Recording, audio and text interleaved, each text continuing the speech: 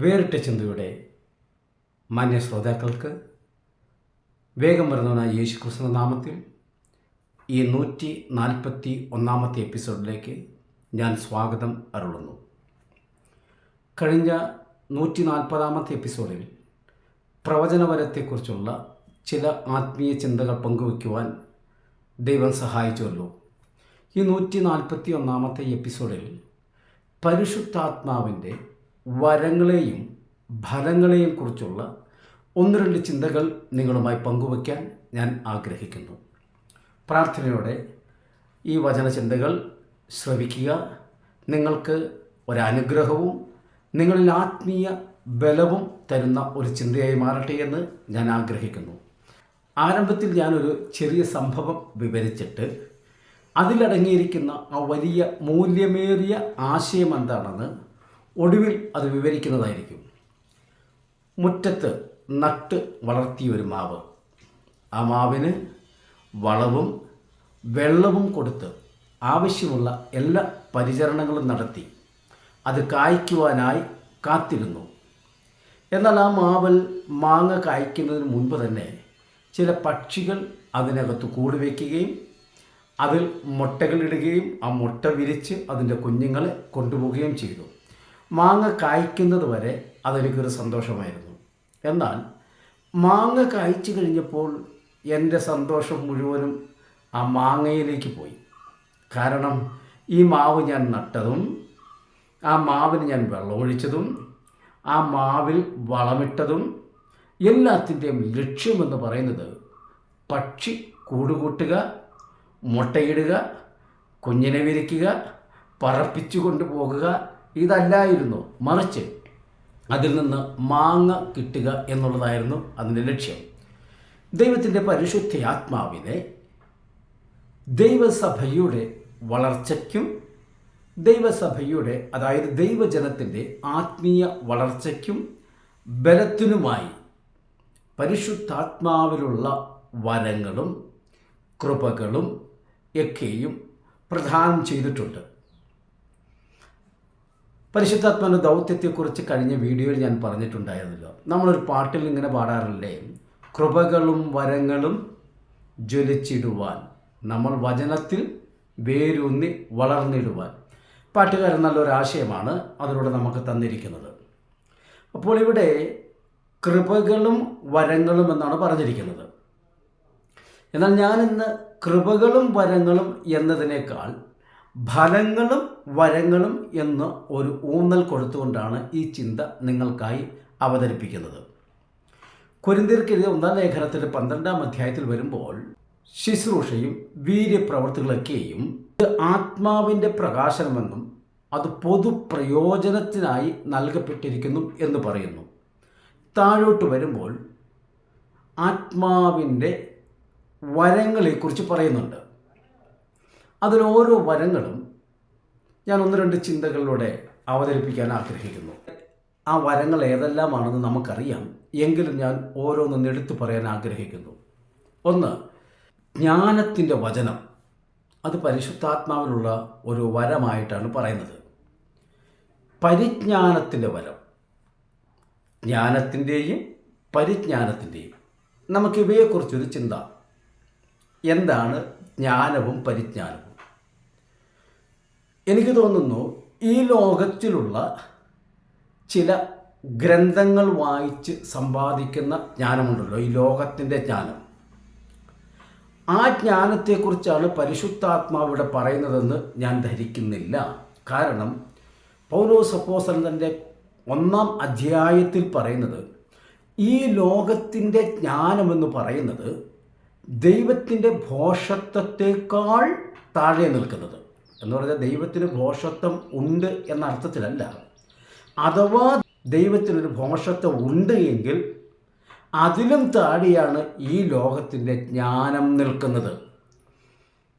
ആ മർമ്മം വെളിപ്പെടുത്തി കൊടുത്ത പരിശുദ്ധാത്മാവ് ഒരിക്കലും പൗലോസിനെ കൊണ്ട് വീണ്ടും അതേ ജ്ഞാനത്തെ ഉയർത്തിപ്പിടിക്കുന്ന ഒരാശയം പറയിപ്പിക്കുമെന്ന് ഞാൻ ധരിക്കുന്നില്ല. അതുകൊണ്ട് തന്നെ ജ്ഞാനത്തിൻ്റെ വചനമെന്ന് വിശുദ്ധ വേദപുസ്തകത്തിൽ പറഞ്ഞിട്ടുള്ളത് കൊണ്ട് നമ്മുടെ പ്രസംഗത്തിനകത്തൊക്കെയും ആ തത്വചിന്തകൻ അങ്ങനെ പറഞ്ഞു, ഈ പണ്ഡിതൻ ഇങ്ങനെ പറഞ്ഞു എന്നൊക്കെ കൂട്ടിക്കലർത്തണം എന്ന് ധരിക്കരുതേ. അതുപോലെ തന്നെ സാഹിത്യത്തിൻ്റെ വാക്കുകൾ അടുക്കടുക്കായി പറഞ്ഞ് പ്രാസവും ഘടകവുമെല്ലാം ഒപ്പിച്ച് പറഞ്ഞെങ്കിലേ പൗലോസ് പറഞ്ഞ ജ്ഞാനത്തിൻ്റെ വചനമാകുകയുള്ളൂ എന്ന് ചിന്തിക്കരുതേ. പൗലോസ് ഇതേ ആത്മാവിനാൽ പറഞ്ഞിട്ടുണ്ട്, ക്രിസ്തുവിൻ്റെ ക്രൂശ് വ്യർത്ഥമാകാതിരിപ്പാൻ എൻ്റെ പ്രസംഗം വാക്ചാതുര്യത്തോടുകൂടി അല്ലാത്താനും. അവിടെ വാക്ചാതുര്യം എന്ന് പറഞ്ഞിരിക്കുന്ന മലയാളം വാക്കിനത് ദ വിസ്ഡം ഓഫ് വേർഡ്സ് എന്നാണ് പറഞ്ഞിരിക്കുന്നത്. വാക്കുകളെക്കുറിച്ചുള്ള ജ്ഞാനം. വാക്കുകളെക്കുറിച്ചുള്ള ജ്ഞാനം. ആ വാക്ക് എങ്ങനെയുണ്ടായി, അതാര് പറഞ്ഞു, ഏത് സാഹചര്യത്തിൽ പറഞ്ഞു, അതിൻ്റെ ആ അർത്ഥമെന്ത്, ഈ അർത്ഥമെന്ത് എന്നിങ്ങനെ ഒരു വാക്കിനെ എടുത്ത് അതിനെക്കുറിച്ചുള്ള മഹാജ്ഞാനം പ്രകടമാക്കുന്ന ഒരു പ്രസംഗം നീ നടത്തിയാൽ ക്രിസ്തുവിൻ്റെ ക്രൂശ് വ്യർത്ഥമായി പോകും എന്ന് പറഞ്ഞ പൗലോസ് പിന്നെ ജ്ഞാനത്തിൻ്റെ വചനമെന്ന് പറയുന്നത് എന്താണ്? മറ്റൊന്നും കൂടി പറയുന്നു. പൗലോസ് നല്ല വിദ്യാഭ്യാസമുള്ള ഒരു മനുഷ്യനായിരുന്നു, നമുക്കറിയാം. ചരിത്രത്തിൽ നമ്മൾ അങ്ങനെയാണ് പൗലോസിനെ കുറിച്ച് അറിഞ്ഞിരിക്കുന്നത്. അതേ പൗലോസ് പറയുകയാണ്, എൻ്റെ പ്രസംഗത്തിൽ എന്തെങ്കിലും റിസൾട്ട് കണ്ടിട്ടുണ്ടെങ്കിൽ അത് പ്രസംഗത്തിൻ്റെ ഭോഷത്വത്താലാണ്. എന്ന് പറഞ്ഞാൽ വിഡ്ഢിത്തരം വിളിച്ചു പറഞ്ഞു എന്നുള്ള അർത്ഥത്തിലല്ല. നശിച്ചു പോകുന്നവർക്കത് ഭോഷത്വമാണ്. ഈ ലോകത്തിലുള്ളവർക്ക്, ആത്മീയ വീക്ഷണമില്ലാത്തവർക്ക് സ്വർഗത്തിലെ ജ്ഞാനം, ദൈവത്തിൻ്റെ വചനം അവർക്ക് ഭോഷത്വമാണെന്ന്. അപ്പോൾ മനസ്സിലാക്കുക, ജ്ഞാനത്തിൻ്റെ വചനമെന്ന് പറയുന്നത് ഇവിടുത്തെ യൂണിവേഴ്സിറ്റികൾ കയറിയിറങ്ങി മനുഷ്യൻ തൻ്റെ മസ്തിഷ്കത്തിൽ നിന്നും ചിന്തിച്ചു വലിച്ചു കൂട്ടിയെടുത്തിട്ട് ഉരുട്ടി വെച്ചിരിക്കുന്ന ചില ഗുളിക പോലെയുള്ള ഒറ്റ വാക്കുകളും ആശയങ്ങളും മനഃപ്പാടമാക്കി വെച്ചിട്ട് അതിലെ സാഹിത്യങ്ങൾ കൂട്ടിക്കലർത്തി അതരത്തിലൂടെ ഉരുവിടുന്നതല്ല ജ്ഞാനമെന്ന് പറയുന്നത്. അത് യഹോവ ഭക്തി ജ്ഞാനത്തിൻ്റെ ആരംഭം. യഹോവയിലുള്ള ഭക്തിയിൽ ആരംഭിക്കുന്ന ജ്ഞാനമാണ്.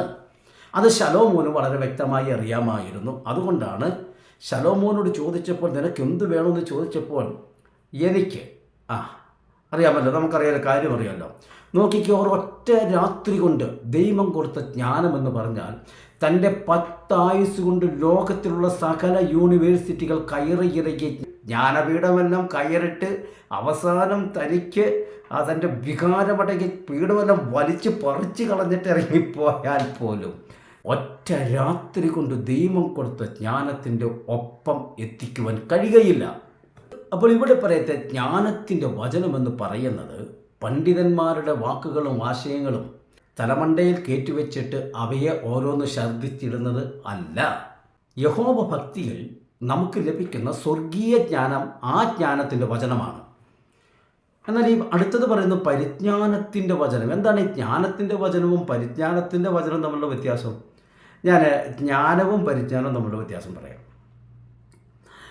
എനിക്ക് 2 ദിവസത്തെ കൺവെൻഷൻ നടത്തണമെന്ന് ആഗ്രഹമുണ്ട്. അപ്പോൾ ഞാനവിടെ ചിന്തിച്ചു, ഇത് എവിടെ വെച്ചാൽ ജനങ്ങൾ വന്നു കൂടും? ഞാൻ അങ്ങോട്ട് ടെറസിൻ്റെ മുകളിൽ കയറ്റി 7ാം നിലയുടെ മുകളിലുള്ളതായ ഒരു കൂടാരം അടിച്ച് അവിടെ വെച്ചാൽ അത്യാവശ്യം കുറച്ച് വിശ്വാസികളെ വരത്തുള്ളൂ. എന്നാൽ അഭക്തരായിട്ടുള്ള ജനങ്ങളും വന്ന് കേൾക്കണം എനിക്ക് ആഗ്രഹമുണ്ടെങ്കിൽ അവർക്കും കൂടി വരുവാൻ സൗകര്യമുള്ള ഒരു ഇടത്ത് യോഗം വയ്ക്കുക. അത് എൻ്റെ ജ്ഞാനമാണ്. അത് വെച്ചു. ഇനി ജനത്തെ ആകർഷിപ്പിക്കാൻ എന്ത് ചെയ്യണം? അതിന് നല്ല നിലവാരമുള്ള പാട്ടുകാരെ വെച്ചാൽ പാട്ട് ഒക്കെ ഇട്ട് ആളുകൾ വരും. അതും എനിക്കുണ്ടായ ഒരു ജ്ഞാനമാണ്. ഇനി എങ്ങനെയുള്ള പ്രസംഗമാണ് ഈ മേഖലയ്ക്ക് ആവശ്യം? അപ്പോൾ അതിനുള്ള ആവശ്യത്തിനുള്ള ഒരു നല്ല സന്ദേശം കൊടുക്കാൻ കഴിയുന്ന ഒരു പ്രസംഗികനെ കണ്ടെത്തി അദ്ദേഹത്തിന് വേദി കൊടുക്കുക. അതും എൻ്റെ ജ്ഞാനത്തിൽ ഉൾപ്പെട്ട കാര്യമാണ്. ഓക്കെ, അപ്പോൾ അങ്ങനെ ജ്ഞാനത്തിൽ യോഗം ക്രമീകരിച്ചു, നല്ല ഭംഗിയായി എല്ലാ രീതിയിലും ക്രമീകരിച്ചു. അപ്പോൾ യോഗത്തിൻ്റെ 1ാം ദിവസമായി. യോഗം ആരംഭിച്ചു. പാട്ടെല്ലാം പാടി സംഭവം പ്രസംഗികനെ വിളിക്കാൻ പോവുകയാണ്. അതിനു മുൻപ് ഒരു അധ്യക്ഷനെ ക്ഷണിക്കുകയാണ്. യോഗത്തിൻ്റെ അധ്യക്ഷൻ. ഈ അധ്യക്ഷൻ കയറി വന്നിട്ട് ഒരൊറ്റ അധ്യക്ഷ പ്രസംഗം എല്ലാം കഴിഞ്ഞിട്ട് വന്നിരിക്കുന്ന ജനങ്ങളെല്ലാം സ്വാഗതം ചെയ്യണമല്ലോ. അങ്ങനെ എല്ലാവരും സ്വാഗതം ചെയ്തു. അതൊക്കെ കഴിഞ്ഞ് ഈ പ്രസംഗികനൊന്ന് പരിചയപ്പെടുത്തണമല്ലോ. ഏതെല്ലാം രാജ്യങ്ങളിലൂടെ പോയിട്ടുണ്ട് എന്നെല്ലാം കാര്യങ്ങൾ പറഞ്ഞ് പരിചയപ്പെടുത്തി എല്ലാം കഴിഞ്ഞ് വന്നപ്പോൾ പ്രസംഗികന് കിട്ടിയത് 20 മിനിറ്റ്. ഈ 20 മിനിറ്റ് കൊണ്ട് എന്തോ സുവിശേഷം പറയാനാ, തീർന്നു. ഇനി 2-ാം ദിവസമാണ്. 2-ാം ദിവസത്തിൽ പതിവ് പോലെ അന്നത്തെ യോഗത്തിൻ്റെ അധ്യക്ഷൻ ക്ഷണിച്ചു. ആ അധ്യക്ഷൻ തൻ്റെ ഒരു ചെറിയൊരു അധ്യക്ഷ പ്രസംഗം നടത്തി. അതൊക്കെ കഴിഞ്ഞിട്ട് ഒരു നന്ദി പ്രകാശനം. അതെവിടെ നിന്ന് തുടങ്ങി? അയ്യോ, അതൊക്കെ വിവരിച്ച സമയം പോകും. അങ്ങ് ഈ ബാനർ വലിച്ചു കെട്ടാനായിട്ട് അതിന് കുഴിച്ചിടാൻ ചെറിയൊരു പോസ്റ്റ് വേണ്ടി വന്നു. ഒരു മരത്തിൻ്റെ കമ്പ്. ആ മരത്തിൻ്റെ കമ്പ് തന്ന തങ്കച്ചൻ ചേട്ടന് പിന്നെ അവിടെ കുഴി കുത്താനായിട്ട് അലമാങ്ക് വേണമായിരുന്നു. അത് തന്ന ദേവസ്യ ചേട്ടന് കുഴി കുത്തിക്കഴിഞ്ഞപ്പോൾ ഈ മണ്ണൊന്ന് കോരാനൊരു ചിരട്ട വേണമായിരുന്നു. ആ ചിരട്ട തന്ന ഗ്രേസി ചേച്ചിക്ക് എല്ലാം നന്ദിയാണ്. ഈ നന്ദിയെല്ലാം പറഞ്ഞ് അവസാനം പ്രസംഗികന് കൊടുക്കുന്നത് 20 മിനിറ്റ്. അപ്പോൾ യോഗം ക്രമീകരിക്കാൻ ജ്ഞാനമുണ്ടായിരുന്നു, പക്ഷെ യോഗം നടത്തിക്കൊണ്ടു പോകാൻ പരിജ്ഞാനമില്ലാതെ പോയി. മനസ്സിലായി കാണുമെന്ന് കരുതുന്നു. അപ്പോൾ ജ്ഞാനവും പരിജ്ഞാനവും തമ്മിലുള്ള വ്യത്യാസം നിങ്ങൾക്ക് ഇക്കാലഘട്ടത്തിൽ മനസ്സിലാക്കാൻ എളുപ്പമുള്ള ഒരു വഴിയിലൂടെ പറഞ്ഞെന്ന് മാത്രമേ ഉള്ളൂ. കാരണം ഞാൻ ഈ മ്യൂസിക് ഫീൽഡായിട്ട് 10-30 വർഷത്തോളം പ്രവർത്തിച്ചിട്ടുള്ളത് കൊണ്ടും അനേകം സ്ഥലങ്ങൾ കൺവെൻഷന് പോയിട്ടുള്ളത് കൊണ്ടും കണ്ടനുഭവിച്ചൊരു കാര്യം പറഞ്ഞെന്നേ ഉള്ളൂ. അപ്പോൾ അത് എളുപ്പമായി നിങ്ങൾക്ക് മനസ്സിലാക്കാനും എനിക്ക് പറയാനും എളുപ്പമുള്ളൊരു കാര്യം അങ്ങോട്ട് പറഞ്ഞെന്ന് മാത്രമേ ഉള്ളൂ. അടുത്ത വരമാണ് വിശ്വാസം എന്ന വരം. ഈ വരത്തിൻ്റെ പ്രത്യേകത, ഇത് മറ്റുള്ളവരോട് പറയാൻ നല്ല എളുപ്പമാണ്. അവർക്ക് അല്പം സാമ്പത്തിക പ്രതിസന്ധി വന്നു, സഹോദര ഞങ്ങൾ പ്രാർത്ഥിക്കാം, വിശ്വസിക്കുക, ഇപ്പം തന്നെ വരും, ഇപ്പം കിട്ടുന്നേ, ധൈര്യമായിട്ടിരിക്കും. ഒരു രോഗം വന്നു, ഞങ്ങൾ പ്രാർത്ഥിക്കാം, കർത്താവ് സൗഖ്യമാക്കും. എന്നിട്ട് അവനവനൊരു വിഷയം വരുമ്പോഴോ ഓടിപ്പാഞ്ഞ് നടക്കുകയാണ്. ഇത് ചെറിയൊരു യാഥാർത്ഥ്യം ഞാൻ പറഞ്ഞെന്നേ ഉള്ളൂ. അപ്പോൾ ഈ വിശ്വാസത്തിൻ്റെ വരം എന്ന് പറഞ്ഞാൽ പരിശുദ്ധാത്മാവിനെ നൽകുന്ന വരമാണ്. 4-ാമത്തെ വരം വീര്യം പ്രവർത്തിക്കാനുള്ള വരം. ഇതാണ് എല്ലാവരും ആഗ്രഹിക്കുന്ന കാര്യം. ഈ ഒരു സംഭവം കിട്ടിയാൽ പിന്നെ വീട്ടിലടങ്ങിയിരിക്കാൻ നേരമില്ല, ഇഷ്ടംപോലെ ശുശ്രൂഷയായി. അപ്പോൾ ഏറ്റവും കൂടുതൽ ജനം ആഗ്രഹിക്കുന്ന ഒന്ന് ആയിരിക്കാം വീര്യം പ്രവർത്തിക്കുന്നത്. തൊട്ടുതാഴെ കിടക്കുന്നു പ്രവചനവരം, 5-ാമത്. അപ്പോൾ ഈ പ്രവചനവരവും എല്ലാവരും ആഗ്രഹിക്കുന്നൊരു വരമാണ്. എല്ലാ വരങ്ങളോടും ആഗ്രഹമുണ്ട്, പക്ഷേ ഞാൻ ലിസ്റ്റ് പറഞ്ഞു വരാം, അപ്പോൾ അറിയാം ഏതൊക്കെയുള്ള വരത്തിനോടാണ് താല്പര്യം കൂടുതലെന്ന്. പിന്നെ ആത്മാക്കളുടെ വിവേചനം. 7-ാമത് പലവിധ ഭാഷകൾ. 8 ഭാഷകളുടെ വ്യാഖ്യാനം. 9 രോഗശാന്തിക്കുള്ള വരം. അതുമൊക്കെ എല്ലാവരും ആഗ്രഹിക്കുന്ന ഒരു വരമാണ്. അടുത്ത 10-ാമതായി കാണുന്നൊരു വരം കൊരിന്ത്യർക്കെഴുതിയ ലേഖനം 12-ാം അധ്യായത്തിലുണ്ട്. സഹായം ചെയ്യാനുള്ള വരം. അങ്ങനെ ഒരു വരം ഉണ്ടായിരുന്നോ? ഞങ്ങൾ സ്പീഡിൽ വായിച്ചു പോയപ്പോൾ ഈ സഹായം വാങ്ങാനുള്ള വരം എന്ന് തോന്നി. സഹായം ചെയ്യാനുള്ള വരം. അപ്പോൾ അങ്ങനെയും ഒരു വരം ഉണ്ടായിരുന്നില്ലേ? ആകട്ടെ, അടുത്ത ഒരെണ്ണം പരിപാലന വരം. ദൈവദാസന്മാർ എനിക്ക് തോന്നുന്നത് ഏറ്റവും അധികം പ്രാധാന്യം കൊടുത്ത് പ്രാപിക്കേണ്ട ഒരു വരം ഇതാണ്. ഏതെങ്കിലും ദൈവദാസന്മാർ കഷ്ടപ്പെട്ട് അവർ ഉപവസിച്ചും പ്രാർത്ഥിച്ചും കണ്ണുനീരൊഴുക്കി കുറേ ആത്മാക്കളെ നേടി, അടുത്ത സ്ഥലം മാറ്റം വന്നപ്പോൾ അടുത്ത ആളുടെ റോളായി. താനിടാത്ത മുട്ട പൊരുന്തുന്ന തിത്തിരിപ്പക്ഷി. എന്തെളുപ്പമാണ് പറഞ്ഞു വിടാൻ. ഈ അടുത്ത ദിവസം കേട്ടു, ഒരാൾ വന്ന് കയറി വഴി എക്കത്തിനോട് പറഞ്ഞുകൊണ്ട് വിട്ടു. പിന്നെ എന്തോന്നിനാ വന്നിരുന്നത്? പരിപാലനം അറിയില്ല.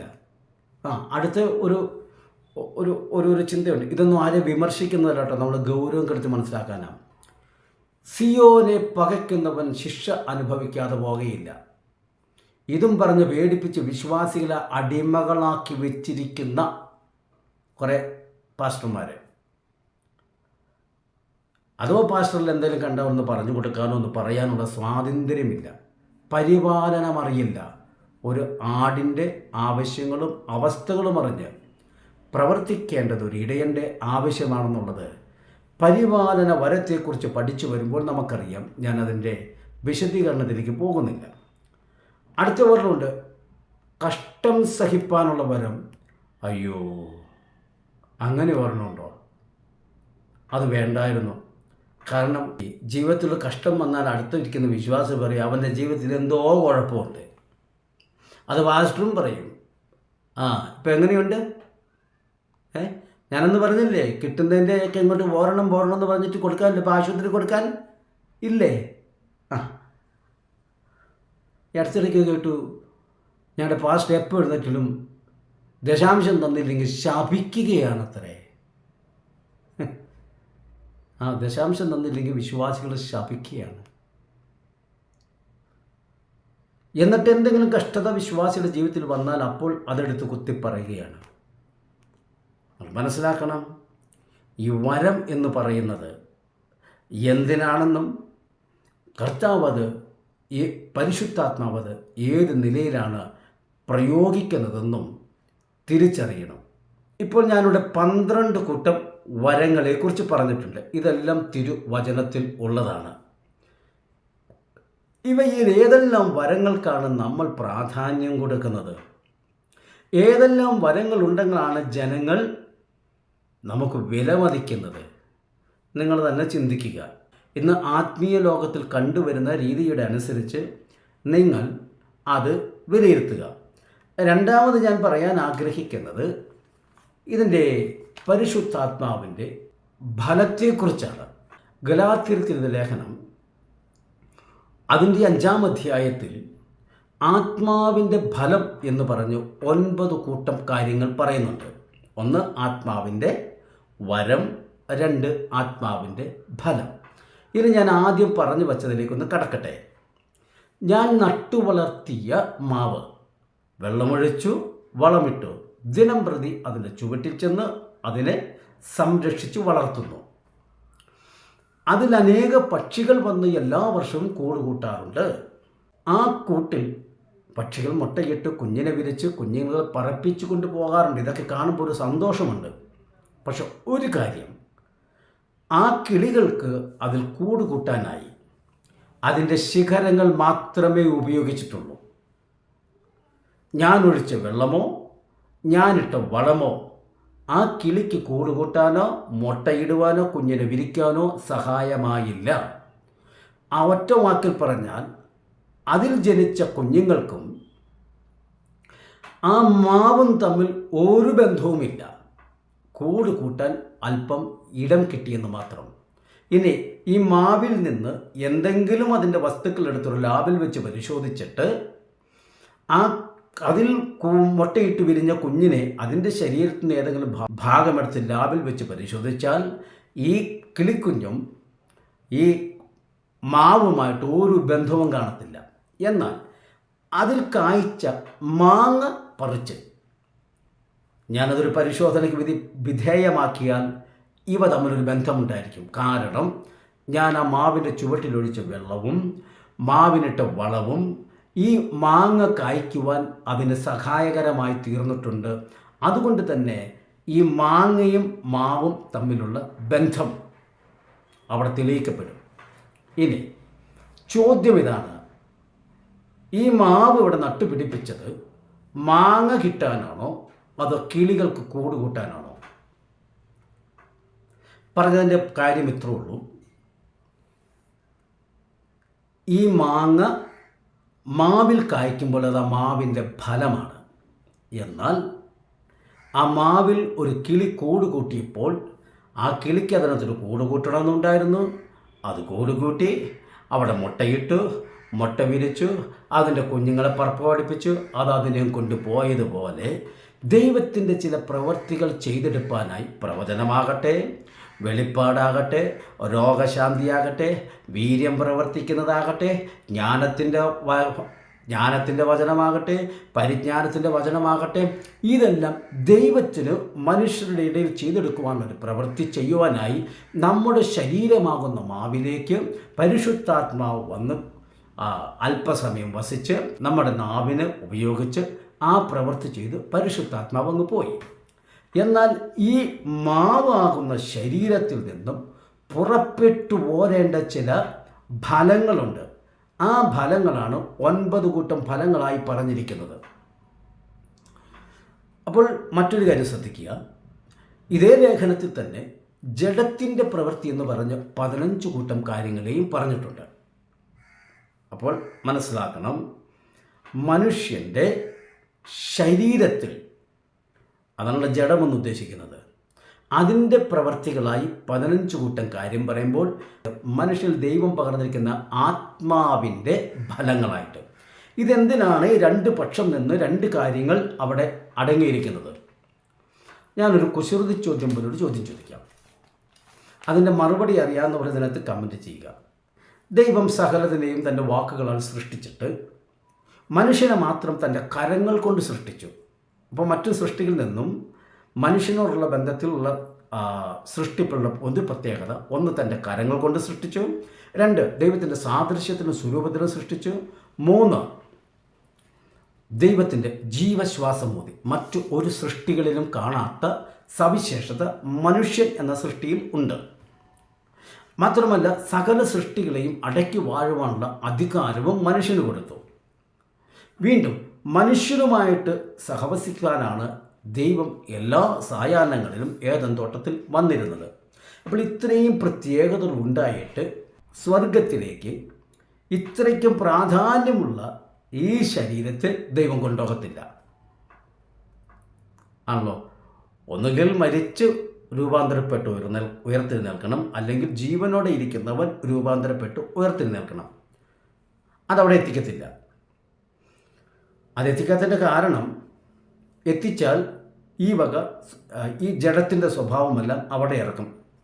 കഴിഞ്ഞൊരു എപ്പിസോഡിൽ ഞാൻ ഹാനോക്കിനെക്കുറിച്ചും ഏലിയാവിനെക്കുറിച്ചും ഞാൻ സൂചിപ്പിച്ചപ്പോൾ ഒരാശയം പറഞ്ഞിരുന്നു.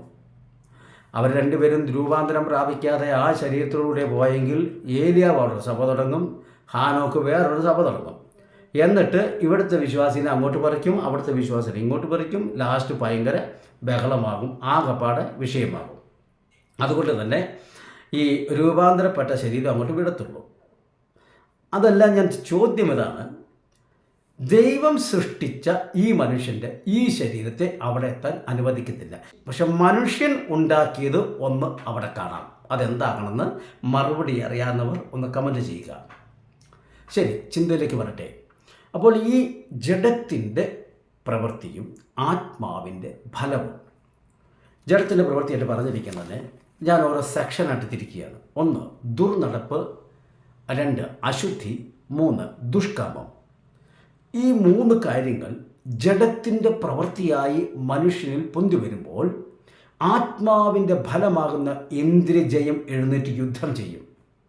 എന്നിട്ട് പറയും, ദുർനടപ്പേ നീ അവിടെ അടങ്ങ്, അശുദ്ധിയെ നീ അവിടെ അടങ്ങ്, ദുഷ്കാമം നീ അവിടെ അടങ്ങ്. ആ 3 പരാജയപ്പെടുത്തുവാനായി ദൈവം തന്നിരിക്കുന്ന ഒരെണ്ണം ഇന്ദ്രിയജയം. ശ്രദ്ധിക്കണം, ജഡത്തിലുള്ള 15 ഭടന്മാരോട് യുദ്ധം ചെയ്യാനാണ് 9 ഭടന്മാരെ തന്നിരിക്കുന്നത്. 9 പേരും ഒരറ്റം, 15 പേര് മറ്റൊരറ്റം. ഒരു വടം വലിച്ചാൽ ആര് ജയിക്കാനാണ് സാധ്യത? തീർച്ചയായിട്ടും 15 പേരെ ജയിക്കത്തുള്ളൂ. പക്ഷേ ഇവിടെ ഓരോന്നോരോന്നും നമ്മൾ ചിന്തിച്ചാൽ ജഡത്തിൻ്റെ പ്രവൃത്തിയായ ദുർനടപ്പ്, അശുദ്ധി, ദുഷ്കാമം, ഈ 3 പേര് ഒരുമിച്ചുകൊണ്ട് എഴുന്നേൽക്കുമ്പോൾ ആത്മാവിൻ്റെ ഫലമായ ഇന്ദ്രിയജയം പറയും, നീ അവിടെ അടങ്ങാൻ പറയും. ഇവിടെ ജഡം ജയിച്ചാൽ അവൻ ജഡികനായി, ആത്മാവ് ജയിച്ചാൽ അവൻ ആത്മീയനായി. രണ്ടാമത്തത് ജാരശങ്ക. സ്നേഹം എന്ന് പറയുന്നൊരു ഫലമുണ്ടെങ്കിൽ ജാരശങ്ക ഉണർന്നാലും അതിനെ ജാരശങ്കയെ പരാജയപ്പെടുത്തുവാൻ കഴിയും. വലിയ വിശദീകരണത്തിലേക്ക് പോകുന്നില്ല. 3 അടുത്ത സെഷനിൽ ക്രോധം, ശാഠ്യം, പക. ഈ 3 എഴുന്നേൽക്കുമ്പോൾ ആത്മാവിൻ്റെ ഫലമായ ദയയോ സമാധാനമോ സ്നേഹമോ ഏതെഴുന്നേറ്റാലും ഈ 3 പേരെ ഒതുക്കാം. ക്രോധം വന്നു, ദയ കാണിച്ചാൽ മതി, അല്ലെ സമാധാനം കാണിച്ചാൽ മതി, അല്ലെങ്കിൽ സ്നേഹം കാണിച്ചാൽ മതി. ശാഠ്യം വരിക. ശാഠ്യം എത്ര വചനം കൊണ്ട് തെളിയിച്ചാലും മഹോദ്രവത്തിന് മുൻപ് സഭ എടുക്കില്ല എന്ന് വളരെ വ്യക്തമായി തെളിവുകൾ തന്നിട്ടും വീണ്ടും കടിച്ചു തൂങ്ങി കിടക്കുന്ന ശാഠ്യം ഖണ്ഡിക്കാൻ കഴിയുന്നില്ല, അപ്പോൾ തന്നെ അംഗീകരിക്കാനും പറ്റുന്നില്ല. ഇങ്ങനെയുള്ളതിനൊക്കെ ശാഠ്യം എന്ന് പറയുന്നത്. ഞാൻ ഒരു ചിന്ത പറഞ്ഞെന്നുള്ളൂ. അപ്പോൾ ഇങ്ങനെയുള്ള ശാഠ്യമൊക്കെ വരുമ്പോൾ നമ്മൾ ദയയോ സ്നേഹമോ സമാധാനമോ ഒക്കെ കൊണ്ട് ഒതുക്കി അതിനെ ജയിക്കാൻ കഴിയും. അടുത്തത് ദ്വന്ദ്വപക്ഷം, ഭിന്നത. രണ്ടും ഏകദേശം ഒരേ കാറ്റഗറി നിൽക്കുന്ന സാധനമാണ്. അതിന് വിശ്വസ്തതയോ സൗമ്യതയോ സമാധാനമോ ആരെങ്കിലും ഒരാൾ എഴുന്നേറ്റാൽ ഈ ദ്വന്ദ്വപക്ഷത്തെയും ഭിന്നതയും ഒഴിവാക്കാം. അടുത്തതാണ് അസൂയ. ചെറിയ കാര്യമൊന്നുമല്ല. ജഡത്തിൽ ഈ അസൂയ എന്നുള്ള വികാരം പൊങ്ങുമ്പോൾ ദയയോ പരോപകാരമോ എഴുന്നേറ്റാൽ അതിനെ തോൽപ്പിക്കാൻ പറ്റും. അടുത്തത് മദ്യപാനം, വെറുക്കുത്ത്. അതിനും ഈ പറഞ്ഞ സമാധാനമോ വിശ്വസ്തതയോ എഴുന്നേറ്റാൽ അതിനെ തോൽപ്പിക്കാൻ പറ്റും. വിഗ്രഹാരാധന, ആ വിചാരം, അതിന് ദൈവത്തോടുള്ള വിശ്വസ്തതയോ സ്നേഹമോ പ്രകടമാകുമ്പോൾ അവയെയും തോൽപ്പിക്കാൻ പറ്റും. അപ്പോൾ ഇവിടെ വരങ്ങളും ഫലങ്ങളും ദൈവം തൻ്റെ ആത്മാവിനാൽ ദൈവജനത്തിനായി വച്ചിട്ടുണ്ട്. പക്ഷേ ഒരു ദുഃഖ സത്യം എന്ന് പറയുന്നത് ഇന്ന് ആത്മീയ ലോകം വരങ്ങൾക്ക് മാത്രം പ്രാധാന്യം കൊടുത്തു പോകുന്നു. ഒരു പ്രവാചകനെ നിങ്ങൾ ചർച്ചിൽ ശുശ്രൂഷയ്ക്ക് വിളിച്ചു. നിങ്ങളുടെ സഭയിൽ പ്രായമുള്ള ഒരു അമ്മച്ചിയുണ്ട്. ആരുടെ ഏത് വിഷയം കേട്ടാലും അതിനുവേണ്ടി കണ്ണുനീരൊഴുക്കി പ്രാർത്ഥിക്കുന്നു. കൂടെ കൂടെ വിളിക്കുന്നു, മോനെ എന്തുണ്ട് വിശേഷം, മോളെ സുഖമായോ, വേദനയുണ്ടോ, കുറവുണ്ടോ, അന്വേഷിച്ചുകൊണ്ടിരിക്കുന്നു. ഒരാൾക്ക് അല്പം സാമ്പത്തിക ഞെരുക്കം വന്നു, ഒരു ചെറിയ ബാധ്യത വന്നു. അമ്മച്ചി തൻ്റെ കയ്യിൽ ഉള്ളത് കൊടുത്തിട്ട് പറഞ്ഞു, മോനെ എൻ്റെ ഇത്രയൊക്കെ തരാനുള്ളൂ കേട്ടോ, എങ്കിലും മോന് വേണ്ടി ഞാൻ പ്രാർത്ഥിക്കാം. അമ്മച്ചി പോയിരുന്ന് പ്രാർത്ഥിക്കുന്നു. വിളിച്ചിട്ട് ചോദിക്കുന്നു, മോനെ എവിടെ നിന്നെങ്കിലും പൈസ കിട്ടിയോ മോനെ കടം വീടാൻ? പ്രവാചകൻ വന്നിട്ട് പറയുക, സഹോദര നീ ഇത്ര ലക്ഷം രൂപ കടത്തിലാണ് നിൽക്കുന്നത്, അത് ഇന്ന ബാങ്കിലാണ്. ഇതെങ്ങനെ ഈ പാസ്റ്റർ? ഭയങ്കര പ്രവചനം. പിന്നെ ഞാനത് ചോദിക്കട്ടെ, ആത്മാർത്ഥമായ മറുപടി നിങ്ങളുടെ മനസ്സിൽ നിന്ന് കണ്ടെത്തുക. നിങ്ങളിൽ ഇവർ ആർക്കാണ് നിങ്ങൾ ഒരു ബഹുമാനവും മൂല്യവും കൽപ്പിക്കുന്നത്? കയ്യിലുള്ളത് തന്നിട്ട് കൂടെ കൂടെ അന്വേഷിച്ച് പരിഹാരമായോ, ഞാൻ പ്രാർത്ഥിക്കുന്നുണ്ട് എന്ന് പറഞ്ഞ് കൂടെ കൂടെ പ്രാർത്ഥിക്കുന്ന ആ വയോധികയായിരിക്കുന്ന അമ്മച്ചിയോടാണോ, അതോ നിങ്ങൾക്ക് ഇത്ര ലക്ഷം രൂപ അയൽവക്കംകാർക്കോ മാതാപിതാക്കൾക്കോ സഹോദരന്മാർക്കോ ഒന്നും അറിയില്ലായിരുന്നു നിങ്ങൾക്ക് ഇത്ര വലിയ കടമുണ്ടെന്ന്? പ്രവാചകൻ വന്നത് വിളിച്ചു പറഞ്ഞപ്പോൾ നിങ്ങൾ ഇതിനകത്ത് മാന്യതയും വിലയും കൽപ്പിക്കുന്നത് ആർക്കാ? മറുപടി പറയേണ്ട, മനസ്സിൽ കണ്ടാൽ മതി. സംശയിക്കണ്ടല്ലോ. അത് തന്നെയാണ്. ഒന്ന് സത്യത്തിൽ ഒന്ന് ചിന്തിച്ചേ, നമ്മളിൽ ഈ വരത്തിനാണോ ഈ ഫലത്തിനാണോ പ്രാധാന്യം? മാവിൽ പക്ഷി കൂടുകൂട്ടി മുട്ടയിട്ട് കുഞ്ഞിനെ വിരിച്ചുകൊണ്ട് പോയ ചരിത്രമാണോ നമുക്ക് പറയാനുള്ളത്? അതോ മാവിൽ കായ്ച്ച മാങ്ങയുടെ കാര്യമാണോ പറയാനുള്ളത്? അതുകൊണ്ട് ദൈവസഭയുടെ ദൈവജനത്തിൻ്റെ വളർച്ചയ്ക്കാവശ്യമായ ശുശ്രൂഷകൾ പരിശുദ്ധാത്മാവിനാൽ പരിശുദ്ധാത്മാവ് അത് ചെയ്തെടുക്കും. അത് കൃപാവരങ്ങളായി അത് വെളിപ്പെടും. പക്ഷേ നമ്മുടെ ഓരോരുത്തരുടെ ദൗത്യം എന്ന് പറയുന്നത് മാങ്ങ കായ്ക്കുക എന്നുള്ളതാണ്. പരിശുദ്ധാത്മാവ് വന്ന് ആ ശുശ്രൂഷ ചെയ്യിപ്പിച്ചു, അതങ്ങോട്ട് പോയി എന്ന് പറഞ്ഞാൽ പരിശുദ്ധാത്മാവ് വിട്ടുപോയെന്നല്ല, ആ ശുശ്രൂഷയുടെ ഘട്ടം അങ്ങോട്ട് പോയി. പക്ഷേ ഫലമുണ്ടോ എന്നാണ് ആരായുന്നത്. എന്ന് പറഞ്ഞാൽ ഈ മാവ് വച്ചിട്ട് എത്ര കിളിക്കൂട് ഇതിനകത്ത് വെച്ചു, എത്ര കിളികൾ എത്ര മുട്ട വിരിഞ്ഞു, എത്ര കുഞ്ഞുങ്ങൾ പോയി എന്നല്ല അന്വേഷിക്കുന്നത്. ഇതിനകത്ത് ഈ പ്രാവശ്യം എത്ര മാങ്ങ കിട്ടിയെന്നാണ് അന്വേഷിക്കുന്നത്. അതുകൊണ്ട് ആത്മീയ ലോകം തിരിച്ചറിയുക. വരങ്ങളെല്ലാം നല്ലത്, ശരി തന്നെ. പക്ഷേ ചിലരുടെയൊക്കെ നടപ്പും ഭാവവും കണ്ട് ഒരു ചെറിയൊരു പ്രവചനമൊക്കെ പറഞ്ഞേച്ച്, എന്തെങ്കിലുമൊക്കെ വചനത്തിൽ നിന്ന് വിളിച്ചു പറഞ്ഞേച്ച് നല്ലൊരു പ്രസംഗമൊക്കെ നടത്തിയിട്ട് പോകുന്ന പോക്ക് കണ്ടാൽ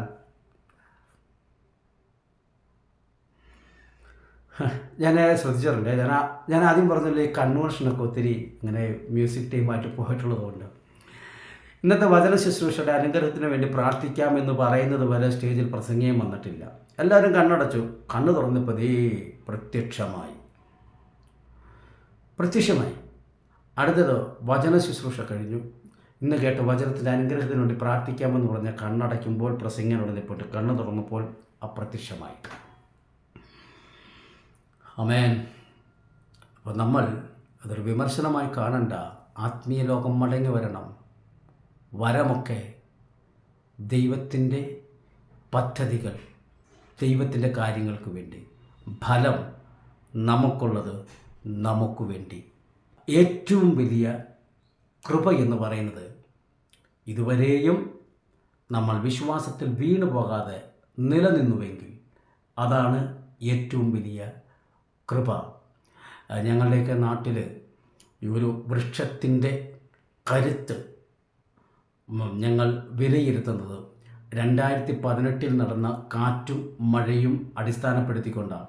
ഒറ്റ വാക്ക് പറയും, 2018 കാറ്റിൽ പോലും വീഴാതെ നിൽക്കുന്ന ഒരു മരമാണെന്ന് പറയുമ്പോൾ ആ മരത്തിൻ്റെ കരുത്തിനെയാണ് അവിടെ വിളിച്ചു പറയുന്നത്. ആ മരത്തിൻ്റെ ബലത്തെയാണ് വിളിച്ചു പറയുന്നത്.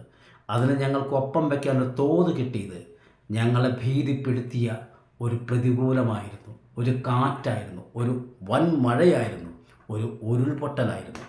നമ്മുടെ ജീവിതത്തിൽ ചില കാറ്റുകൾ വരുന്നത്, ചില പ്രതികൂലങ്ങൾ വരുന്നത് നമ്മളെ തകർക്കാനല്ല, നമ്മുടെ വിശ്വാസത്തിൻ്റെ കരുത്ത് എത്രമാത്രമാണെന്ന് നമ്മളെ തന്നെ ബോധ്യപ്പെടുത്താനാണ്. അതുകൊണ്ട് ഏറ്റവും വലിയ കൃപ ആ പ്രതികൂലത്തിൻ്റെ നടുവിലും വീഴാതെ നിൽക്കുന്നതാണ് കൃപ. അതുകൊണ്ട് ഈ വചനങ്ങളാൽ ദൈവം നമ്മളെ അനുഗ്രഹിക്കട്ടെ. വീണ്ടും നമുക്ക് പുതിയ ആത്മീയ ചിന്തകളുമായി വചനപഠനമായി കൂടിക്കാണാം. സർവശക്തൻ നമ്മളെ അനുഗ്രഹിക്കുമാറാകട്ടെ.